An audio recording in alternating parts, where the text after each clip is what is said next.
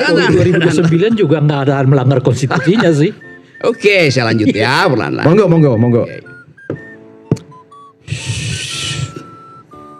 Jokowi tidak melanggar konstitusi. Karena bahkan dia berpikir demi semua anak muda, maka mesti ada contoh, yaitu anaknya sendiri.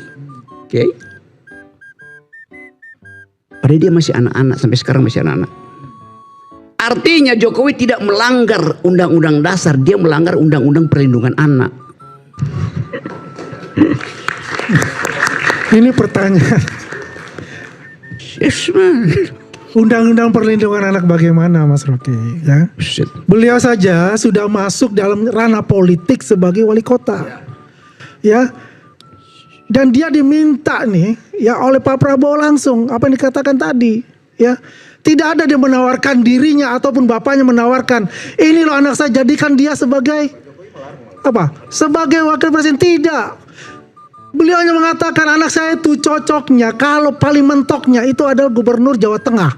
Karena apa? Sifat dia sebagai seorang Jawa. Gitu loh. Kalau ini tendensius sudah mengarahkan bahwasanya beliau itu adalah anak kecil. Kata-kata anak kecil ya. Kalau kita bayangkan itu adalah umur-umur yang 5 tahun, ya, 10 tahun. Beliau ini umurnya sudah berapa? Jelang 40.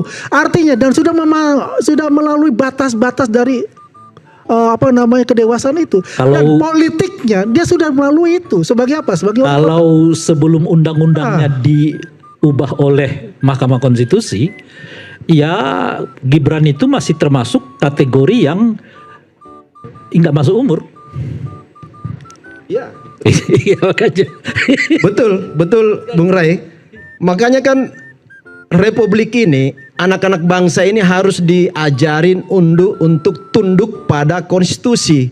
Makanya langkah-langkah konstitusional kemarin itu semua bagian dari proses politik. Harus dan nggak ada yang disalahi dalam proses kemarin.